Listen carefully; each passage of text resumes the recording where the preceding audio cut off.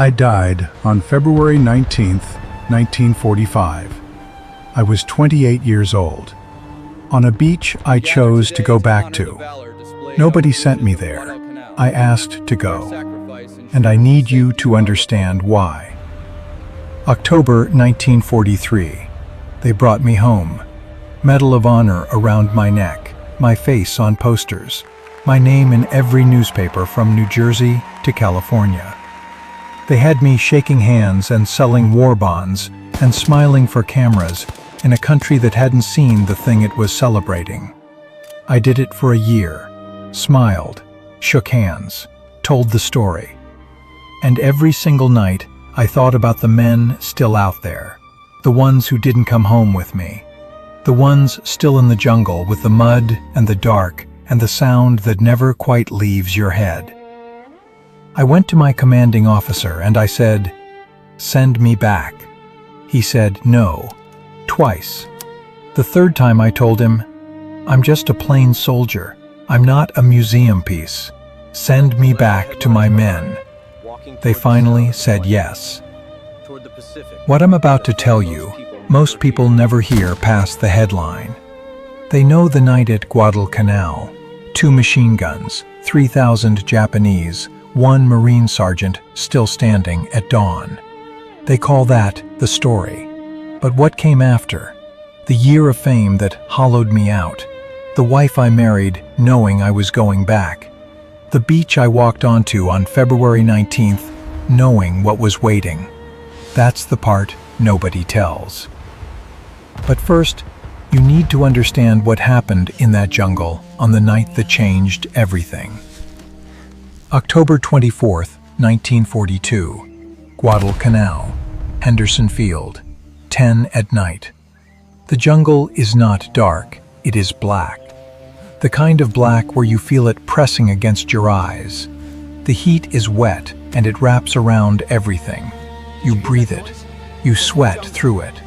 You stop noticing it after a while because you stop having the capacity to notice anything except the sounds. I'm running 2 machine gun sections defending a narrow stretch of the perimeter. 30 feet of ground, that's what we have. On the other side of those 30 feet is the Sendai Division. 3,000 Japanese soldiers coming through the trees in waves that don't stop. The first gun on my right goes silent. Runner gets to me and says the crew is hit, gun is jammed. I pick up ammunition, 90 pounds of it, and I run. 200 yards through open ground with Japanese fire everywhere. Not thinking, just moving. You don't think in those moments. Your body goes somewhere your brain hasn't decided to go yet. I get to the gun, clear the jam, get it firing again. Then I move to the next one. Then I come back to mine, moving between them constantly, keeping them all in the fight. At some point, I lose my asbestos gloves, the ones you need to change the barrels when they overheat from sustained fire. The barrels are 400 degrees. I grab one anyway with my bare hands to swap it out, and I feel it, but I don't stop, because stopping is not a thing that's available to me right now. The bodies are stacking up in front of our position. At some point, the wall of them is blocking our field of fire, and someone has to go out and move them. I go out and move them. I come back and I keep firing. By dawn, only me and 2 other Marines are still standing on that line. An entire Japanese regiment has been stopped by 2 machine guns and 3 men. I'm still not sure exactly how, but what I didn't know, what nobody told me about the Medal of Honor, was what came after. They pulled me out of Guadalcanal in early 1943, flew me home, gave me the medal in the White House. My mother cried. My father shook my hand and couldn't speak. My town of Raritan, New Jersey, threw me a parade. Thousands of people in the street calling my name. Manila John, Manila John. I stood on stages and told the story of that night, again and again. Cities, factories, war bond rallies. I stood there with the medal on my chest, and I looked out at those crowds and I thought, they think they're seeing something. They're not. They're seeing a performance of something. The thing itself is still out there in the jungle and in the dark and in the mud, with the men who are still fighting. I told my commanding officer I wanted to go back. He said no, they needed me here. My face was worth more than my rifle. That was the sentence that broke something in me. My face was worth more than my rifle. I kept doing the tour, kept smiling, kept shaking hands. And every morning I woke up in a hotel room in some American city and I thought about the men in my unit, and I felt something I couldn't name. Not guilt exactly, something adjacent to it, something that only has one cure. Then at Camp Pendleton, training the new boys for the Pacific, I met Lena, Marine Sergeant from Oregon. She looked at me like I was a person, not a poster. We were married in July 1944 in a little church in Oceanside, California. Best day of my life. 3 months later, I got my orders. Pacific Theater, Iwo Jima. I shipped out in December. I never saw her again. That sentence still sits in my chest. I never saw her again. She kept the wedding ring until she died. They buried her wearing it. 54 years she wore that ring. 54 years. February 19th, 1945. 3 minutes after everything changed. I know what Iwo Jima is before I get there. The intelligence briefings don't leave anything out. 21,000 Japanese defenders dug into volcanic rock in tunnels 30 feet underground, connected by miles of passages, positioned to fire on any beach landing from every conceivable angle.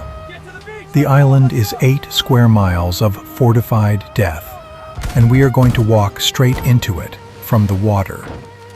I'm on the landing craft with my men. The boat is loud. Engine, water, the distant sound of the island getting larger. The men around me are young, new faces. Boys from Indiana and Georgia and Massachusetts who have never been here before, who haven't got the sound in their heads yet. I look at them and I think, get them off this beach. That's the job. Get them off this beach. The ramp drops. The black volcanic sand is not like any beach I've seen. It's coarse and dark, and your boots sink into it with every step, like the island is pulling you down. Japanese fire from the blockhouses hits the beach like a solid wall.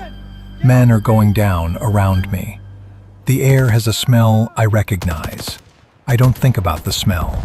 The men are pinned, flat on the sand, unable to move forward, unable to go back. Move up, keep moving. The beach is 30 yards of open ground, and the fire is coming from a fortified blockhouse directly ahead that is killing everything that moves.